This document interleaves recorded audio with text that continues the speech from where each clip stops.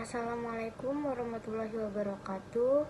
Di sini saya akan mempresentasikan tentang resep obat saraf, mata kuliah dari interaksi obat. Sebelumnya saya akan memperkenalkan anggota kelompok saya. Yang pertama ada Gilang Habib, yang kedua Marcelina, dan yang ketiga ada Sulastri Hartiniati. Kami dari Farmasi 18D. Di sini saya Marcelina akan menjelaskan interaksi obat. Interaksi obat yaitu efek farmakoterapi yang timbul akibat terjadinya reaksi obat dengan obat lain atau substansi lain, yang dimana ada dua jenis interaksi obat. Yang pertama ada interaksi farmakokinetik.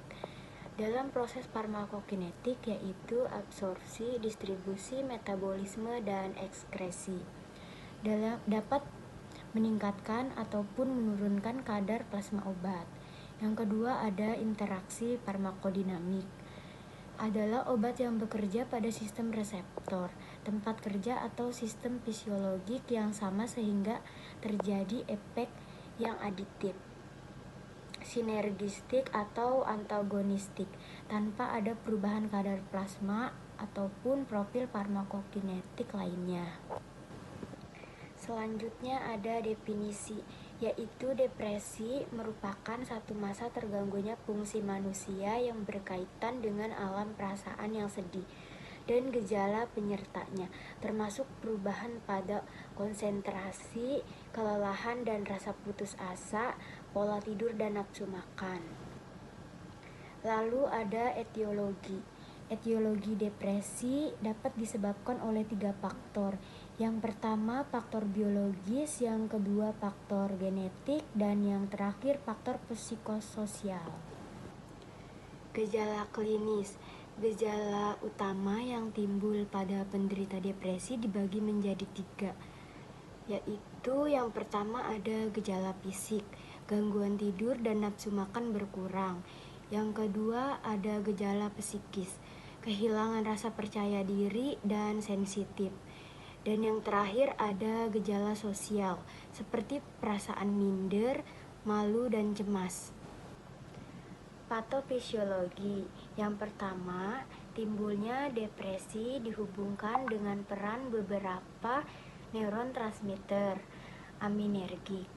Neuron transmitter yang banyak diteliti yaitu serotonin.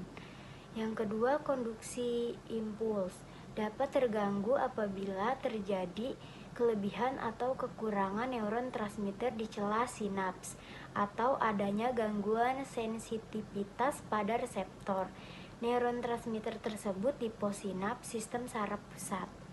Yang ketiga ada 2 reseptor utama serotonin, yaitu reseptor 5-HT2A dan 5-HT1A. Definisi. Obat antidepresan adalah obat-obat yang mampu memperbaiki suasana jiwa atau mood dengan meringankan gejala keadaan murung. Golongan obat antidepresan.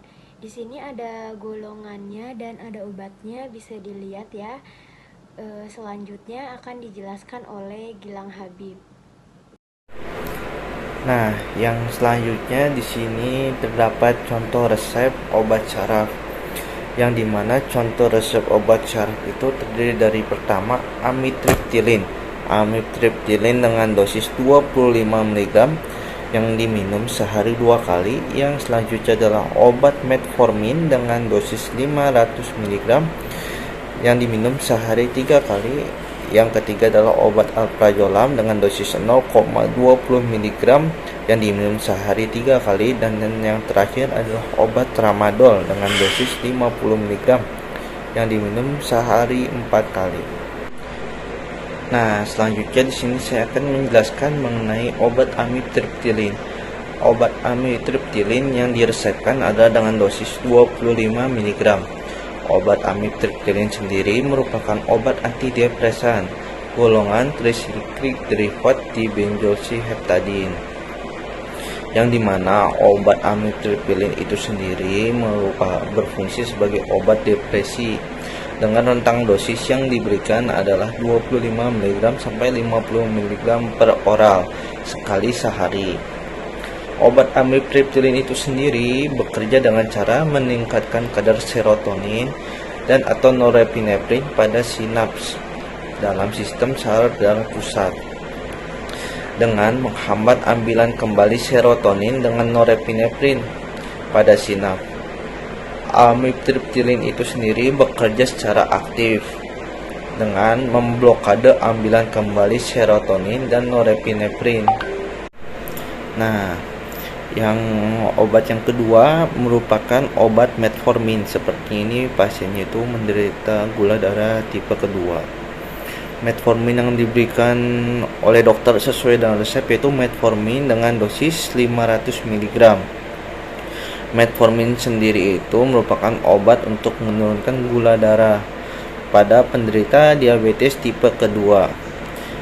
Gimana sih cara kerja obat metformin itu sendiri? Obat metformin itu sendiri bekerja dengan cara meningkatkan kerja dan aktivitas hormon insulin. Jadi menurunkan pembentukan gula darah di dalam hati dan menurunkan penyerapan gula di dalam usus. Nah, yang ketiga adalah obat yang diberikan merupakan obat alprazolam dengan dosis 0,25 mg yang diberikan aturan pakai yaitu diminum sehari 3 kali. Alprazolam adalah obat golongan triazolobenzodiazepin yang digunakan untuk gangguan panik, ansietas, dan depresi.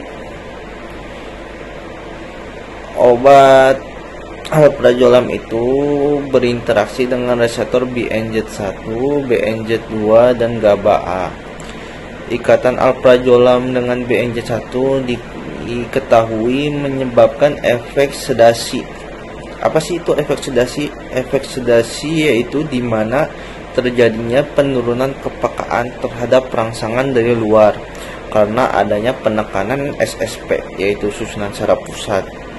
Sedasi itu sendiri berfungsi sebagai hipnotik atau obat yang menyebabkan efek kantuk atau obat penenang.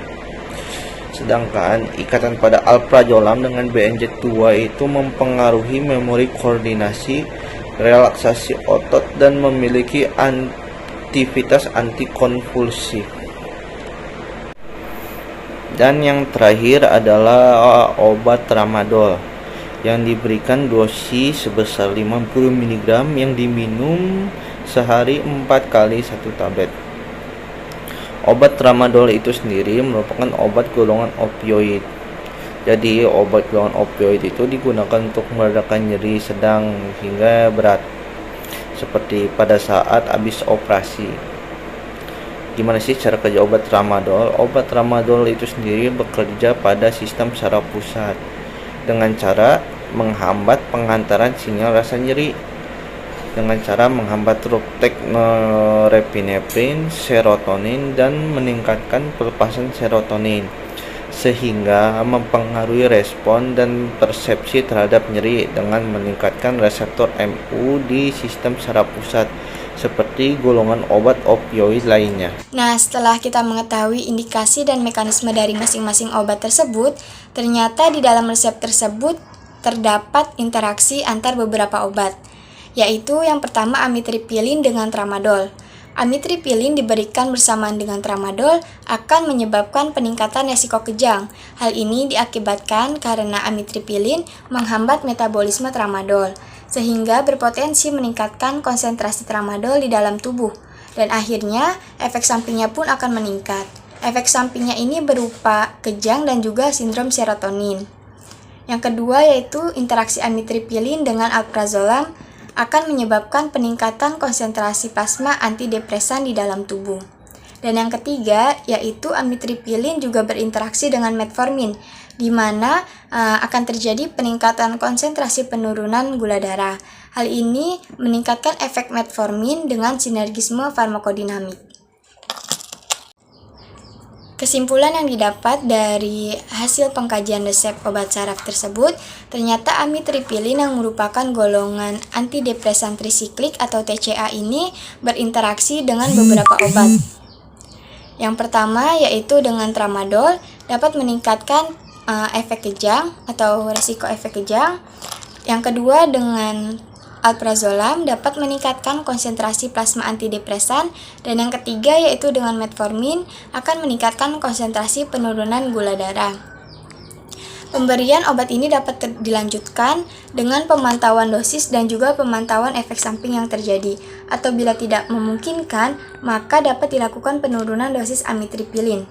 Namun, interaksi amitriptilin dengan metformin ini masih dianggap aman, kecuali dalam keadaan diabetes tidak terkontrol. Sekian presentasi yang dapat kami sampaikan. Mohon maaf bila terdapat kesalahan dan kekurangan dalam penyampaian materi. Terima kasih. Wassalamualaikum warahmatullahi wabarakatuh.